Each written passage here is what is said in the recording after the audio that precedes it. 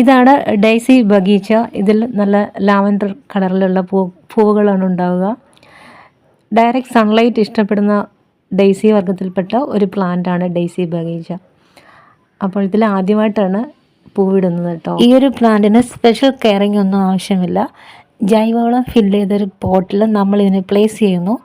വേര് പിടിച്ചതിന് ശേഷം മാത്രം സൺലൈറ്റിൽ വയ്ക്കുക. പിന്നെ ഡെയിലി വാട്ടർ ചെയ്യണമെന്നില്ല, 2 ദിവസം കൂടുമ്പോൾ വാട്ടർ ചെയ്താൽ മതിയാവും. ഈ ഒരു പ്ലാന്റ് അത് 4 ഭാഗത്തേക്കുമായി ഇങ്ങനെ ചിതറി നിൽക്കും. ആ സ്റ്റെം നിറയെ പൂവുകളായിരിക്കും.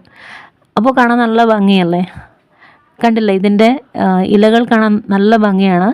അതുപോലെ തന്നെ അതിൻ്റെ സ്റ്റെം എന്ന് പറയുന്നത് വളരെ നേർത്തതാണെങ്കിലും നല്ല സ്ട്രോങ് ആയിട്ടുള്ള ഒരു സ്റ്റെമ്മാണ്. അപ്പോൾ എൻ്റെ ഡെയ്സി ബഗീറിനെ ഇഷ്ടമായോ? ബഗീറിനല്ല,